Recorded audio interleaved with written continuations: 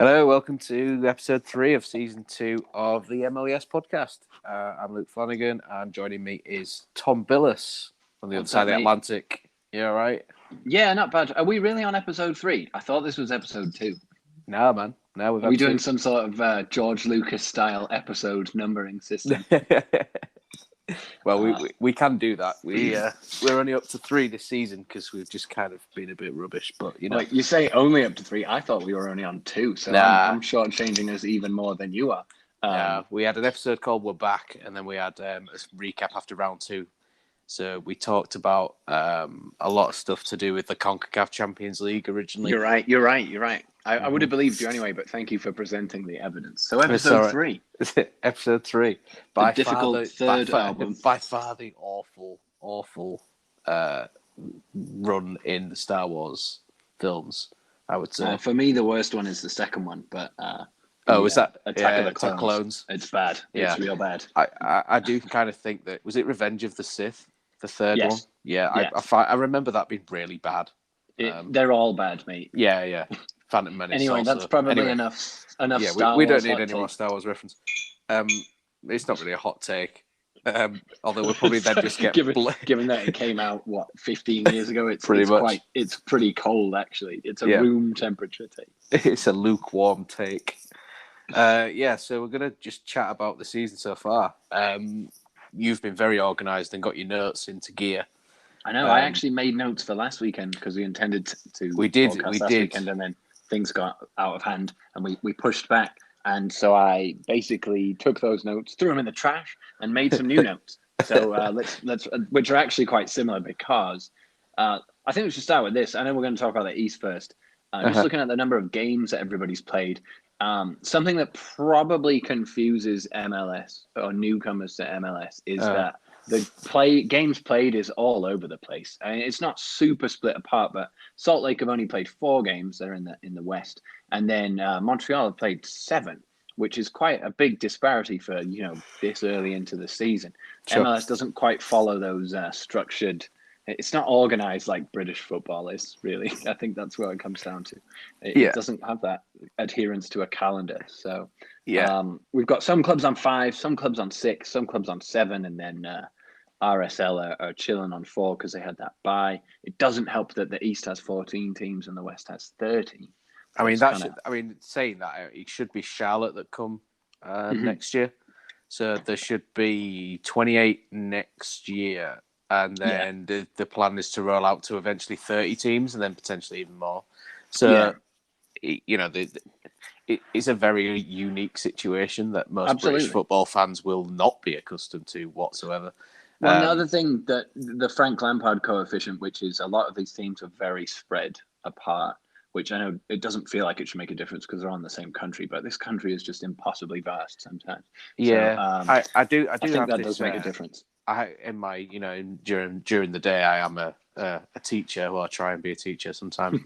And when we have a discussion, usually comes up about like how far away something is. So like the kids at my school tell me I'm mad, and various times of the day, but they will also tell me I'm mad for living 45 minutes away from where I teach, and that isn't a really far away place. But when I tell them that sometimes some people in America, they may live in a small town, they may have to drive 2 hours just to get groceries. They're really freaked out by that, and I was like, well, if you drive 2 hours from Hull, you're gonna hit the ocean. So unless you drive west. You know what I mean. If you're driving the other end of the country, there is no. If you get 2-3 hours away, that's it. You're at the other end of the country. Well, yeah. If you're driving south in Colorado from the very, very topmost section, and you're driving south for 7 hours, you're still in Colorado. That's right. In the UK, you're almost in France. So. I just don't think a lot of British people understand how big America is until they go. I think it goes both ways. I think that here, I often find a lot of people confused at the closeness of European cities and capitals and countries, whereas here the opposite is true. And I also sometimes don't think Americans really appreciate how big America is till you put it in those terms. But yeah, I mean, I remember taking a road trip, man, that we've gone way off football territory already. But I remember taking a road trip from Minneapolis down through to South Dakota Jesus. to go see Mount Rushmore. What's that, like 30 hours? And into Wyoming. It took a very long time, yes. And full disclaimer, there's not a lot of scenery to see. Till you get to those national parks, and then it's beautiful. And sure. If you like open plains, well, boy, do I have a couple of states for you. Man, we should have a Wyoming team in MLS. That'd be awesome. I don't think we should. There'd have to be some people in Wyoming first. Anyway, all right. The East. Let's start with the East. Yeah, let's go to the East. Let's go back to the East because that's what we were trying to do. So, Montreal played 7 games. Everyone else is either sitting on 5 or 6. Right now, I think it's pretty fair to say that nobody really is running away with it. Mm-hmm. Somebody is definitely whatever the opposite of running away with it is. Falling away. Chicago are rooted to the bottom. 1 point, conceded 10, scored 3, lost the last 4 on the spin. Yeah, so they are not good. I am currently watching Chicago versus Inter Miami right now. It's literally 4 minutes in. I've got that as we're recording, which is, we have live updates from that game, even if something happens. But, I mean, the other thing was, when that game kicked off, there was a foul within 8 seconds, which reminded me of playing you and Dane and other people that we went to uni with on FIFA, because somebody would have been cropped straight away. And funnily enough, it was Breck Shear that we were talking about earlier. Oh, yeah, that's right. Yeah, the human 3/4 pair of shorts. I will just say as well, if you ever check MLSsoccer.com, because that's usually where I get my stats from, I assume you'd be the same, is the official MLS site. They kind of do the table weird compared to how British people may. Usually it's like games played, games won, drawn, lost, goal difference, points. But this that I'm looking at right now has rank on the side, which may wrangle with some people because it's a different word. Then it says points. So actually, the first column that you see on an MLS table may be that it's the points. Then it's points per game. Then it's games played. Then it's won, lost, tied, goals for, goals against, goal difference. And then there's like home and away. Yeah, and then the record. So you go won, lost, tied. That's how it goes, isn't it? Yes. So they kind of do things a little bit more. Maybe it's kind of a NFL influenced, I guess. It's just the way that it's not just American NFL. Sports do it, I guess. Yeah, it's just NHL too, I guess. The American format of sports. Yeah. I think the points per game column is a COVID coefficient. Yeah, I think it is. In case things need to end. But just looking at that, New England are top of the East right now. Mm-hmm. They've got 11 points from 6 games. They have tied twice and won 3 times. So there's just 1 loss. And that was away. Their home record is perfect so far. Not scoring a lot of goals, though. And I think that's kind of a theme here in the East, is that New York City have the most goals scored with 10, and Montreal have 9, although they've also conceded 9.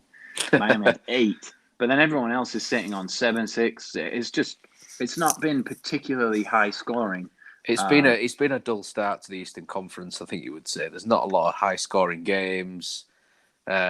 Quite a few draws in there as well. I've noticed Nashville have drawn 4 games of the 5 that they've played. They're presently unbeaten, but they have tied 4 out of 5. They've drawn 4. So there is. I don't know if this is something from the kind of back end of last season, and it's kind of been a delayed start from what we usually expect from MLS. We usually see it from like March time, I guess, like early March, and it was delayed till mid-April. So maybe it's because there's been literally 4 months out. It just takes teams a while, maybe 10 games, to really get into the groove. I don't know. Yeah, I think we're seeing it. People's getting a bit of a slow start, for sure. I think that there's still 2 teams unbeaten in the East. Orlando, who are sitting in second, have 9 points, 2 wins, 3 ties. They've only played 5, obviously. We're about halfway through an MLS weekend, so you're obviously watching a game right now. There were a couple of games earlier today, and then Colorado and a few other teams play later on this afternoon and evening, which I think goes into tomorrow for you. Finishing with Seattle, Atlanta, which I think will be a bit interesting. I'm sure we'll get to that in a second. But yeah, mostly what I'm seeing in the East so far, between 5 and 7 games played, it's still kind of up for grabs. The two teams I did highlight, the Revs, they don't have a great goal difference, but you can't argue with 11 points from 6 games and still unbeaten. And New York City FC, NYCFC, they have two players who've both scored 4, Jesus Medina and Valentin Castellanos.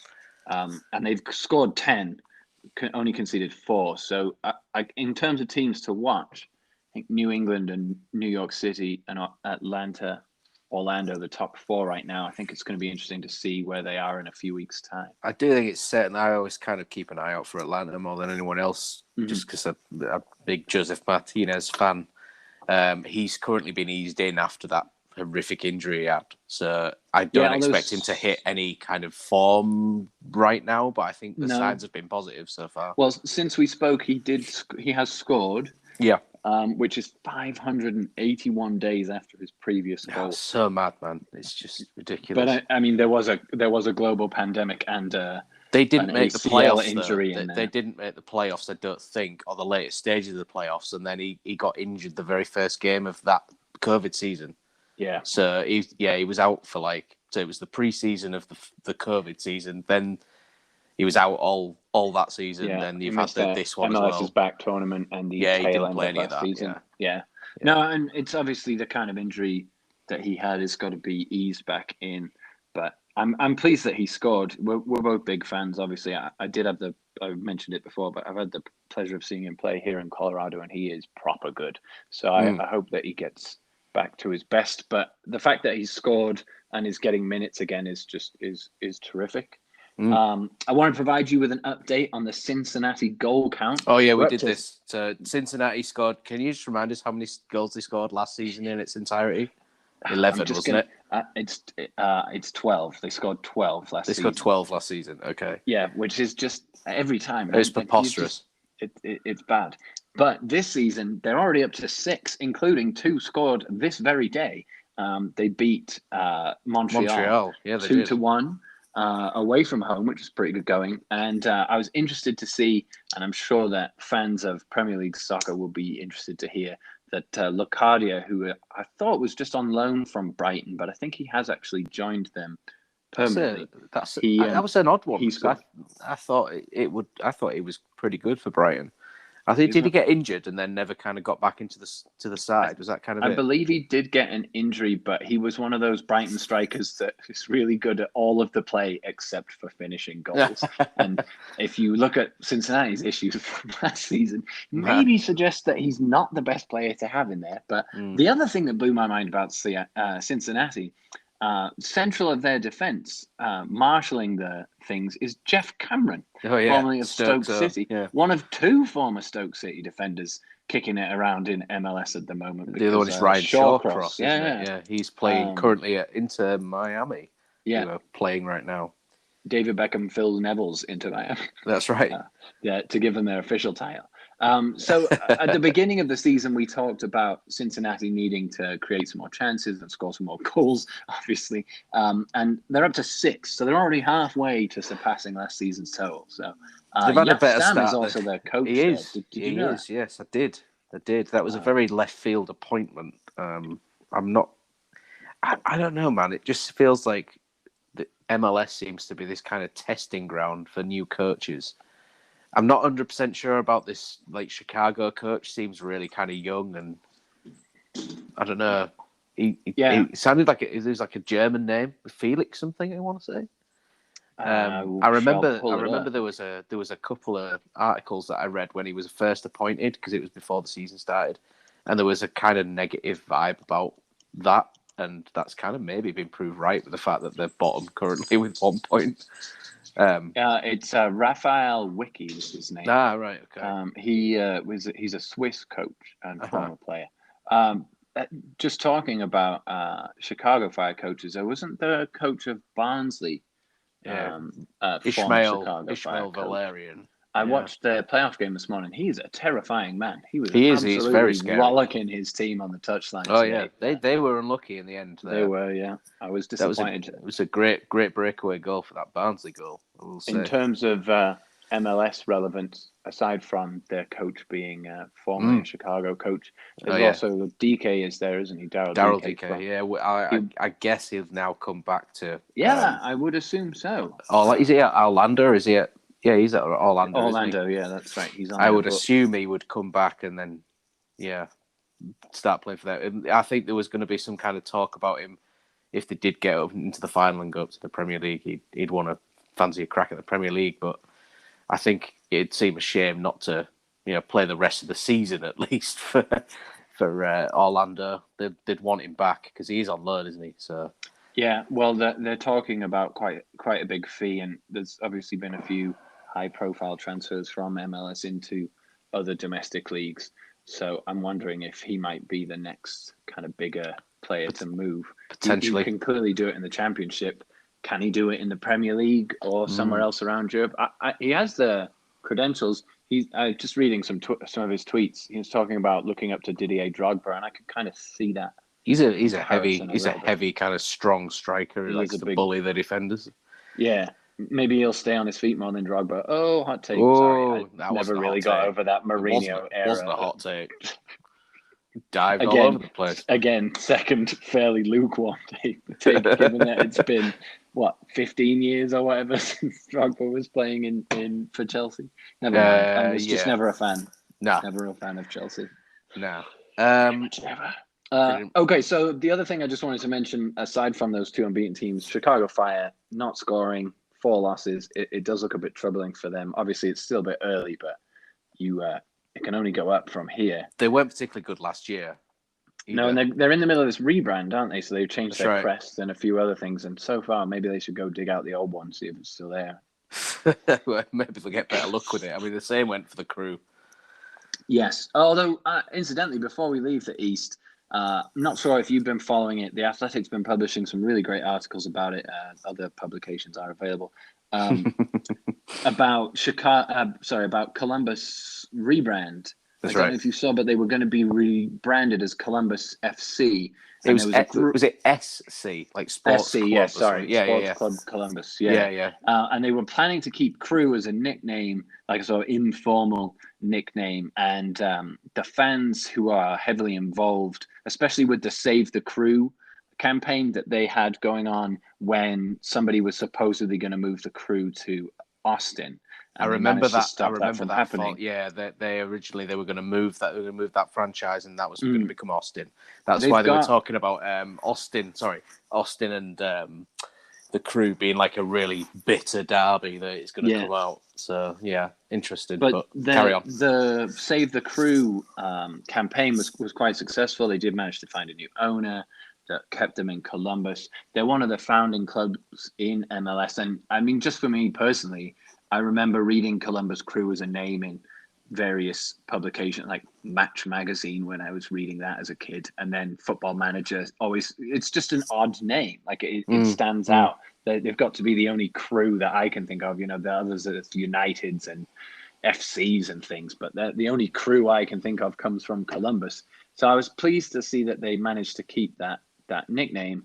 But it seems a bit like, not quite the same caliber of scandal, but a bit like the ESL kind of cloth-eared owners thinking they can pretty much do whatever they feel like, and the fan backlash was enough to make them reverse their decision. It's nice to see the fans backing. Like, I know it's not traditional because MLS is kind of new in many ways, but the fans been like, no, fuck that. Like, you don't change we're traditional club. Like, it was always Crew 96 on Twitter, and I guess that if it was just Columbus SC, it just sounds a bit lame, and I'm good on the fans for kind of getting behind it and making them kind of because they kind of reversed the decision, really, didn't they? Yeah, so they did. I think that backlash was really instrumental in showing those owners that they'd made a rather foolish mistake. So I'm very pleased that they brought that back. They haven't. They're the defending champions, obviously. Columbus. They are, yeah. They're not. They haven't started particularly auspiciously. They're still. They've still got just the one win so far, 2 losses on the spin, but I'm pleased that they get to keep the name, and the brand, I guess, is still pretty safe. I was also surprised to see Toronto down in the bottom half of that league, but they haven't quite. In my head, In my head, they still are the team of like what was 2014 when they had Giovinco. Yeah. That it's considerably further on from 2014. They've never been the really same remember. since Sebastian Giovinco I went don't to think Qatar for the money. Yeah. Dollar bill, yo. He was a great player. I mean, Yeah, he had he to go was. to MLS because everyone in Europe thought he was too small. So Oh, he was so good, man. I was he's sad. excellent. Oh, Well, no, is it really superb? is it the Saudi league he plays in now? Saudi Arabia? Is he at Al Sadd? Yeah, somewhere like that. I found it really disappointing. He's at that Al he just Hilal. Al Hilal. That's it. Mm-hmm. Just, I tell you what, I think Bafatimbi Gomez plays on the same team as him. No, surely that can't be true. That's amazing.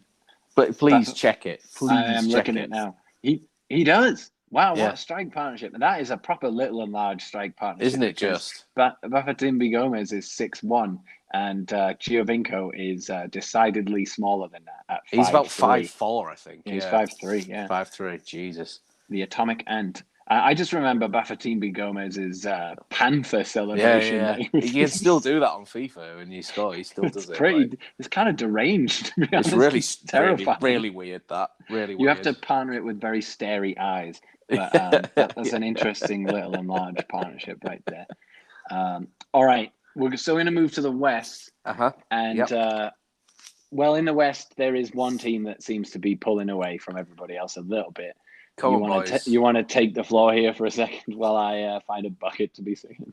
Yeah, well, I'm not going to wax too lyrical about it because I know that they'll probably lose this week to Atlanta because every team's got to their winning run or the unbeaten run has got to come to an end sometime, hasn't it? So they are currently far and away the best team in terms of form and points on the board and goals scored.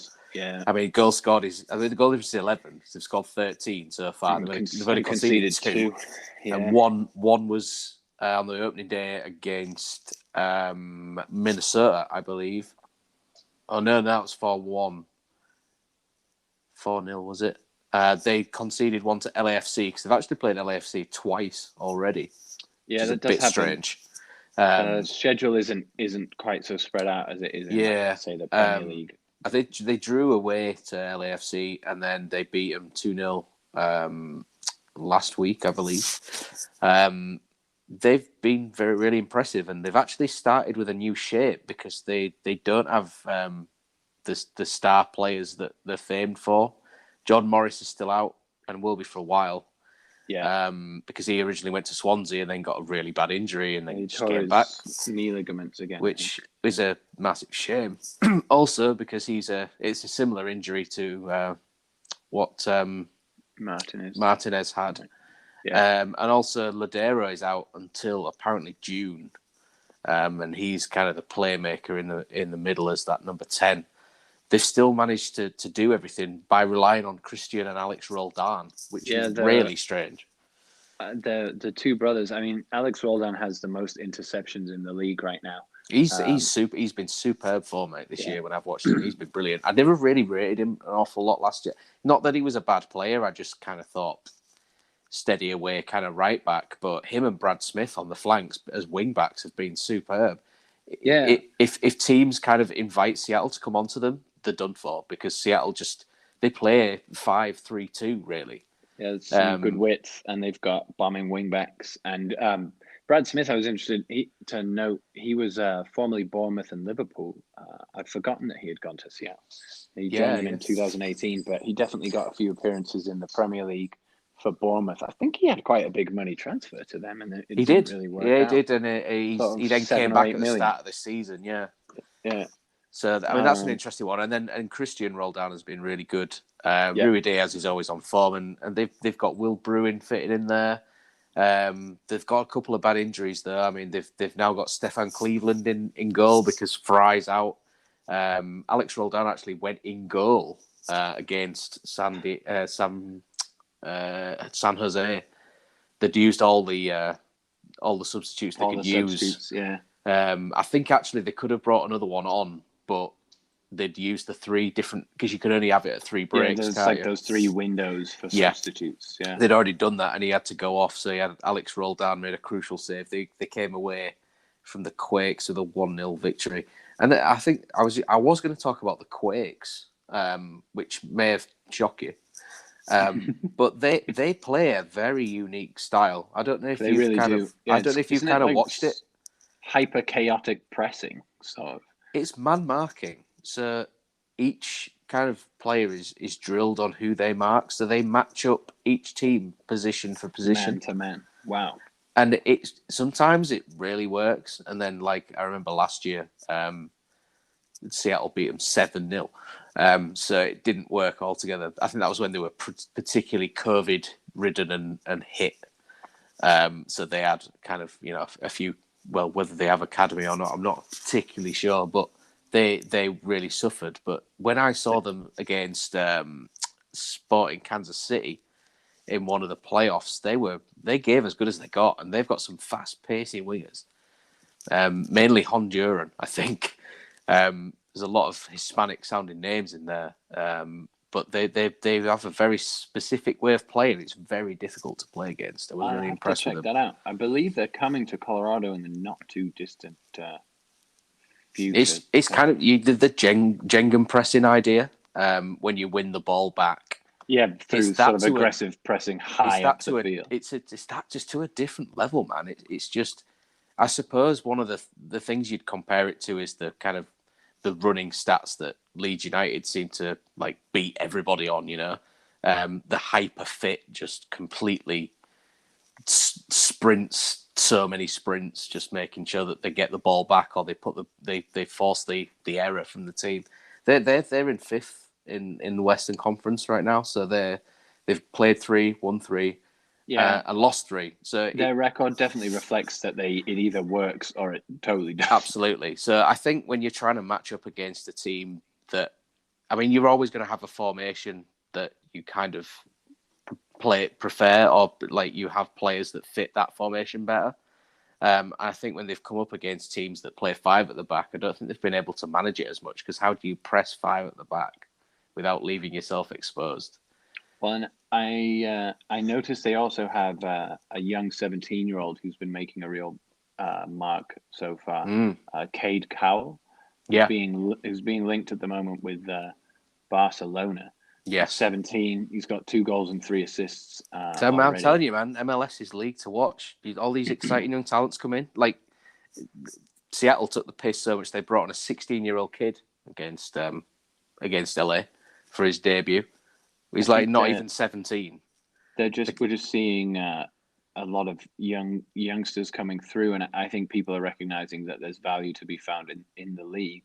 Especially like American homegrown. I mean, that's another good thing about the league, in my opinion. We've talked about this before, but when you have a homegrown player, that also doesn't count against any kind of designated player as well. So it ties up a bit of like, you can pay the players that have come through your academy.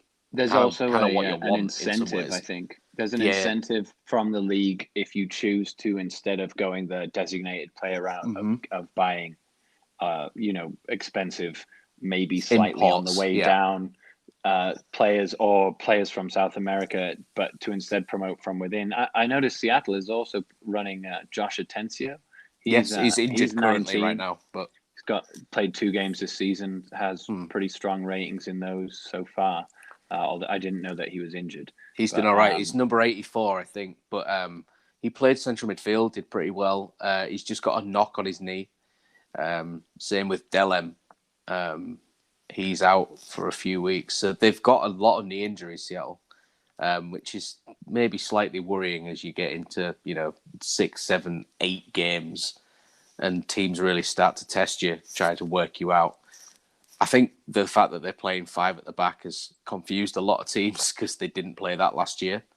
But I think they're just trying to fit the players they have around a system that suits what they've got, if that makes sense. It seems to be working out so far, given that they've conceded 2, haven't lost, and have 5 wins out of 6. Certainly does. The bottom of the table is interesting viewing. So there's only 13 teams. I don't know if you want to jump in here at any point, but currently at the bottom there's LAFC, then Dallas, Minnesota, Austin as the bottom 4.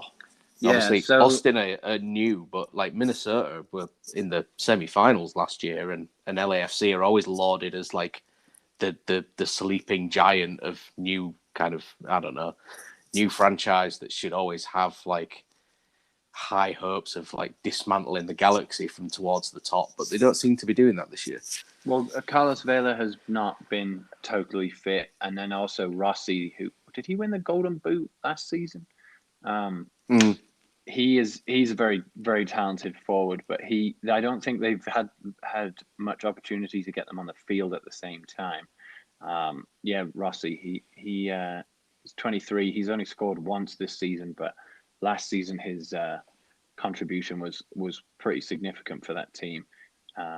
He got 9 assists and 2 goals in in part of the season, because it was split by the tournament. It was and he also got MLS. He also got another 7 goals in the other half of the season before it was split.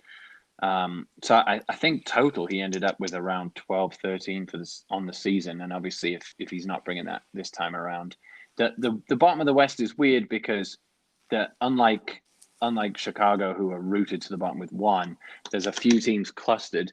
Minnesota, as you were saying, it's kind of a surprise because they worked so strong towards the end of last season, but they did get 2 wins on the spin. And the stat I have for them is that they're averaging 17 shots a game, which along with Nashville is the most in the league by quite some margin. New York are next with 15. So it seems like they're getting into positions and they're just not. I don't know if losing converting. Robbie Finley has had something to do with it, because they did rely on him quite a lot. Yeah. So they're relying on like Lord up front, and then you're looking at Reynoso for things to make happen, I guess. But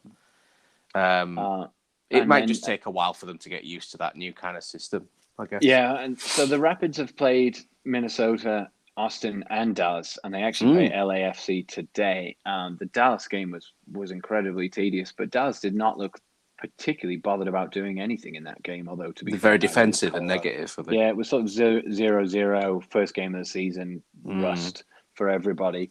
The game against Austin, the Rapids lost, and Austin looked really handy in the second half, especially through the midfield. I love the term handy. Yeah.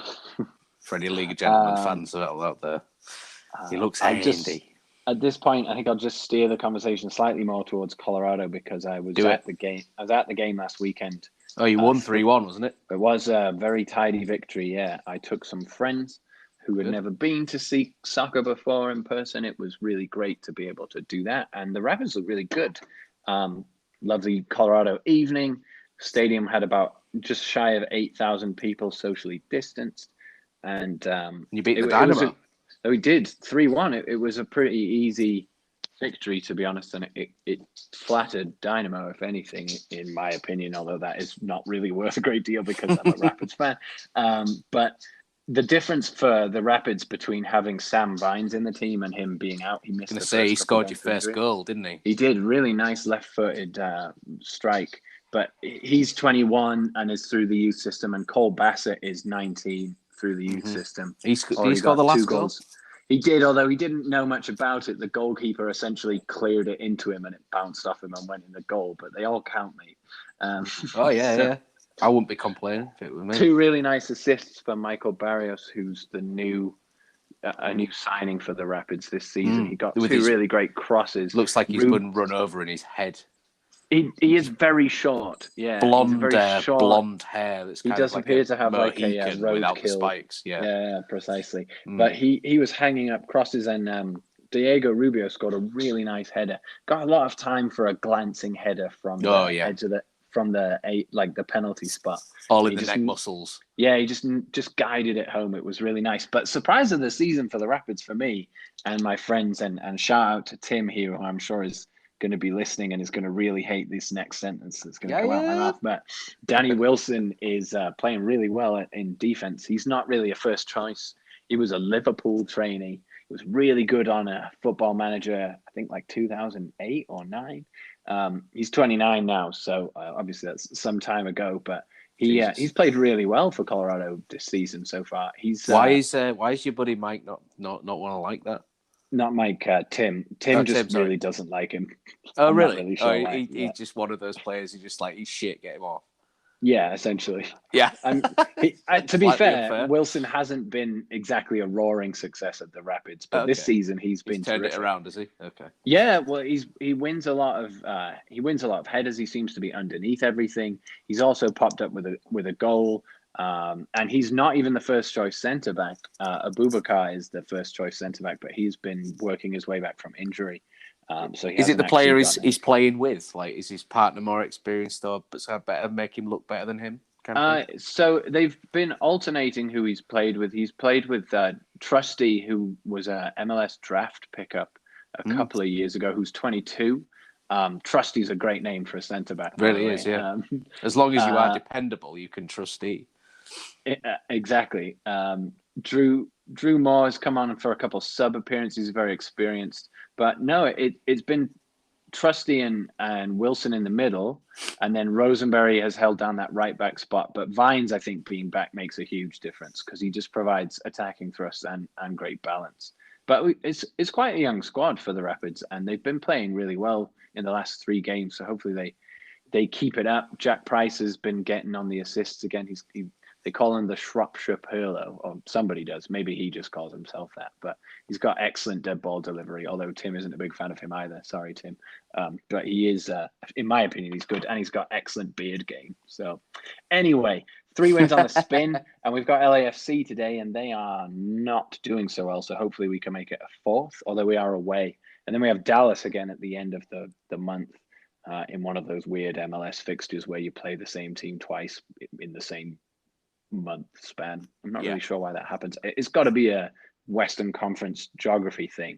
I guess it happens with football too, because it does usually have conference. And usually like there is a I think if we're talking about teams that are close to home for me, like Hull City played Accrington Stanley twice in a week. And that was partly due to the fact that it was COVID cancellations, but also they were quite closely done anyway, even before the first cancellation. It would have been about 3 weeks. Yeah, sometimes it just does. The reverse fixture is like in the middle of the season, and then when they start reversing the fixtures, that's one of the first ones they do. Sometimes it kind of works like that, but I've got to tell you though, there's a perfect sort of crossing of the stars coming up on the 20th of June because since Cincinnati play the Rapids, so that one I will be glued to for goal count and for personal support reasons. I haven't had too much opportunity to watch Cincinnati, so I'm excited to see them in the flesh. It'd be good to see like Yap Stam in the flesh, Well, it's an away game, so I'll be watching. Oh, is it an away game? Oh, okay. But it's still it's a good meetup. Yeah, no, I didn't phrase it quite the way that I should. I thought it'd be at Dick's Spot in Good Park. No, it's going to be at wherever Cincinnati play. That will be a ground when I actually can travel again. I do want to come to Colorado and actually watch a different game other than I've seen Seattle a couple of times in person when I was there, but I would like to just go to other MLS grounds and just kind of people ground hop and stuff at this country, and it's just so easy to do here, whereas it wouldn't be there. Yeah, it's tricky. I've been to the Rev Stadium. In New England. Out in I'm totally blank. New Hampshire. Boston. Is it New Hampshire? Is it Boston? Yes. Yeah. No, so that's Massachusetts. Oh, okay. Apologies. Right, Boston's in Massachusetts. Oh, of course, yeah.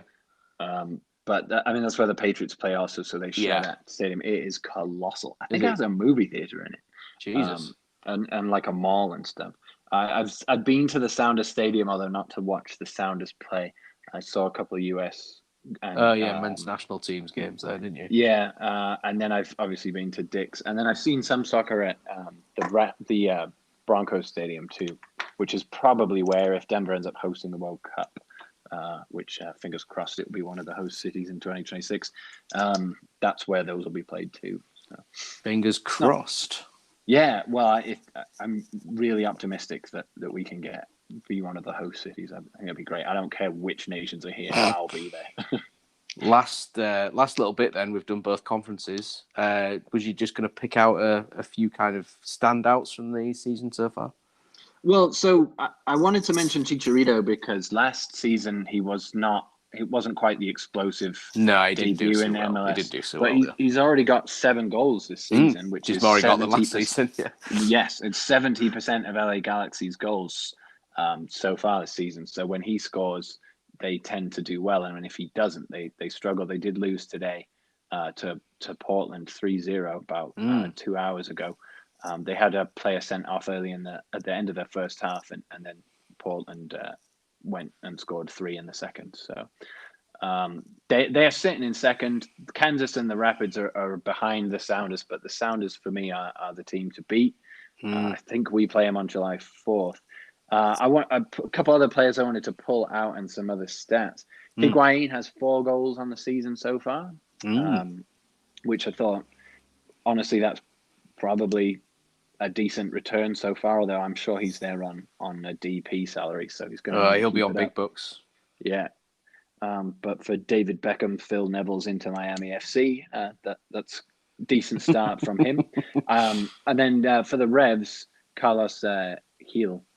Carlos Gil, yeah. He's always been a main feature for them, I guess. Yeah, well, he has 27 key passes so far this season, nice. Where it leads the league in that stat. So I think he's one of the reasons they're top of the East, although obviously no one's running away with it, as we already discussed. And then Fabio for the New York Red Bulls has 4 assists. He's the assist leader to beat right now. Is it Fabio Gomez Neto? Is that what he goes by? I think it's just Fabio on the back of his shirt, isn't it? Is it? I'm not certain. The Red Bulls are kind of mired in mid-table in the East, but they have 2 of the top tacklers in the league. 2 players between them have 29 tackles. Caceres Jr. and Davis. Yeah.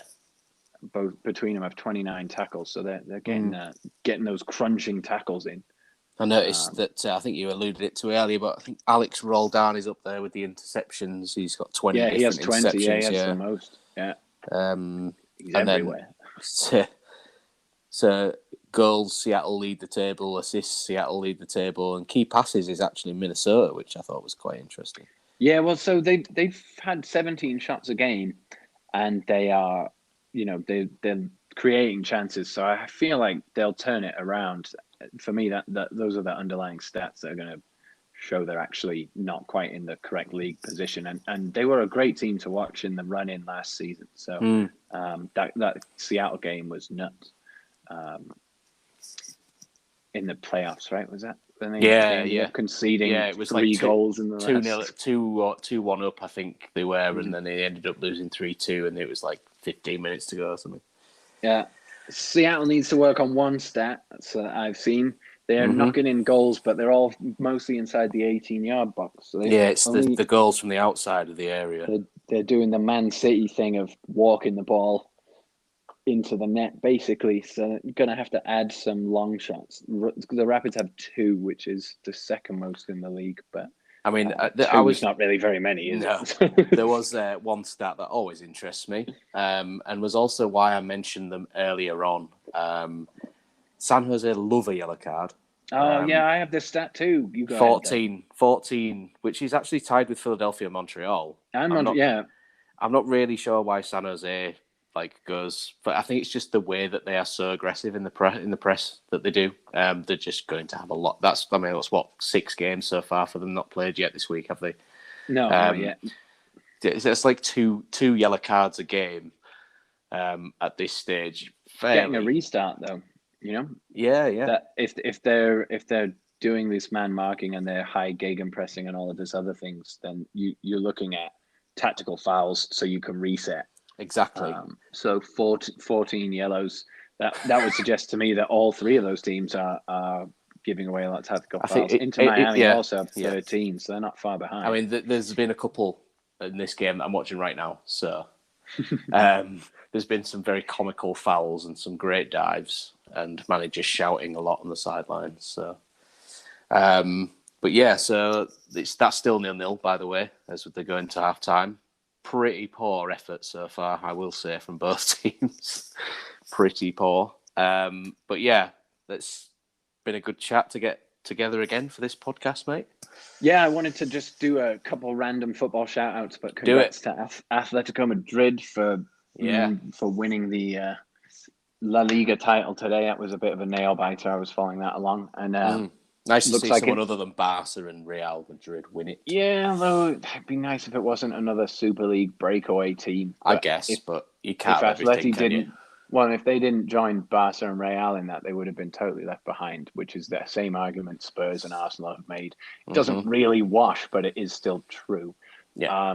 And then I was interested to notice that Lewandowski broke the goal record did. in the Bundesliga. 41 goals, yeah. He is a pretty special player. So he's only about 60 goals behind Muller's record for top scorer in Bundesliga history. I love the fact that he was injured for like a month as well. Like a couple of months ago, and now he's going to come back for the Euros. So it'll be good to see. As long as England don't meet the Polish national side, we seem to play Poland as a sort of agreement. I think. Yeah, we do. But we did that in qualifying, didn't we? But he was injured at the time, so we never had to worry about what was it that who said Lewandowski.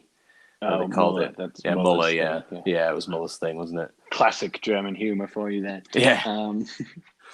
So, sorry to really our listeners in German, or perhaps not, but Germany, I should say. I didn't really have too much other stuff. I've got my fingers crossed that PSG don't win the French title. I don't think they'll do it. I don't think they'll do it. There's nothing more Spursy than Mauricio Pochettino going there and then just like in a one-team league, just nosediving. And who is it? Is it Lyon or is it? No, it's in France. It's Rennes. Rennes, who are Lille. Sorry, Lille. Is it Lille? Is it Lille? Yeah, I was somebody that I hadn't challenged for a long time. I knew that because usually it was either Monaco or it was PSG, wasn't it? Monaco I think could still do it, but they need PSG to lose and they need a massive goal swing between Lille and Lille's goal difference and their own. So it's Lille or PSG. I'm just interested to see how that goes. Lille, I don't think have won the title since Eden Hazard was there. No, that'd be 2012 maybe. 2012. Yeah, before he went to Chelsea. Maybe it was a little bit after that, actually. 2010. Really sure. Was it really? Jeez. Yeah, 2010. When they had Eden Hazard and a few other players. Gervinho was there also. And Musa. Yeah, I'm looking at this roster from that 2010 team. Debuchy was there. He ended up at Matthew Debuchy. Yeah. On the subject, Adil Rami. He was Idrissa Gueye was in that team. Oh yeah. Johan Cabaye. Some right ballers. Yeah. That's the last time they won the title. So I'm hoping they can do it again. Did Newcastle buy? Where did they buy Ben Arfa from originally? Because he came from the French team, didn't he? Yes. Don't know if that was the same one. That was slightly earlier. No, he wasn't. He wasn't there. He went to Newcastle off the back of a spell at Marseille. Marseille, right? And he was at Lyon before that, and then he went to Hull. He did. Somewhat disastrously. It was awful. It didn't work out super great for him at Newcastle for some of that time. He was one of those players that when he was on it, man, he was good, and when he wasn't, boy, was he awful. Yeah. But I'm hoping that Lille can carry that one home. Hoping that Juventus miss out on the Champions League. That would be hilarious.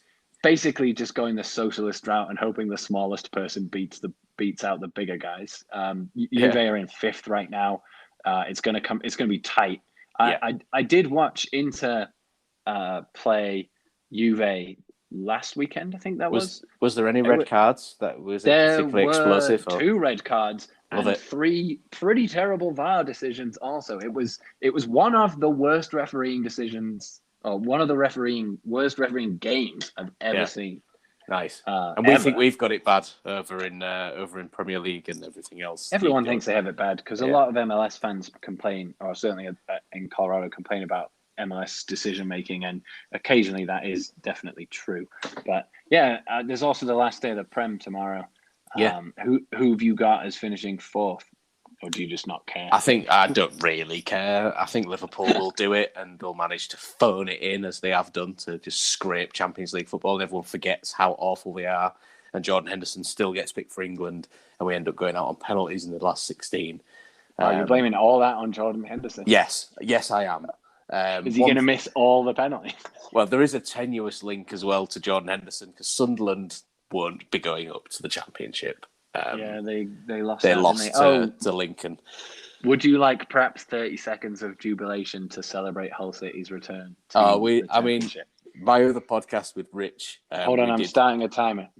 All right, go. Carry on. Yeah, my other podcast with Rich, we did this, but we did an entire end of season awards where we did 5 different awards for like goal of the season, player of the season. But yeah, we finished top. We're fucking champions. So any Sunderland fans, get fucked.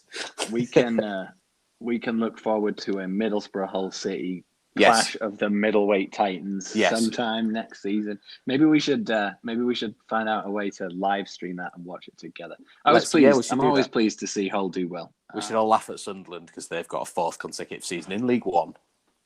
I'm gonna have to stop you there. That's your time. It was a good finishing gambit, though, wasn't it? I mean, you're not going to get an argument out of me as a Middlesbrough fan that I should be in some way indebted to Sunderland. Fuck them. Anyway. Enjoy it's been great your weekend. Yeah, cheers, mate. I'll be watching some soccer over the week. We'll try and get another one of these in before the Rapids play Cincinnati. Half term from last week is next week, so I've got one more week at school, and then it'd be slightly easier to record during half term and stuff. So we should have one in the next week or so. Yeah, I've got school for another week, and then I am also finished. School's out for summer, etc., and so on. So it's not over here; it's just a half-term break. But we'll certainly record again very soon. Yeah, sounds great, mate. Sounds great. Love to the family, and let's catch up. Let's catch up soon. Indeed. Speak to you soon, guys. We need like a signing off thing, but I can't think of what it is. I'll get on that for next week. Yeah, we'll invent one. Tune into MLS. See ya. See ya. Yeah, we'll stick with see ya. See ya from MLS. Yeah, ML, yes. I know the name of my own podcast. See you, mate. Yeah, cheers. Bye.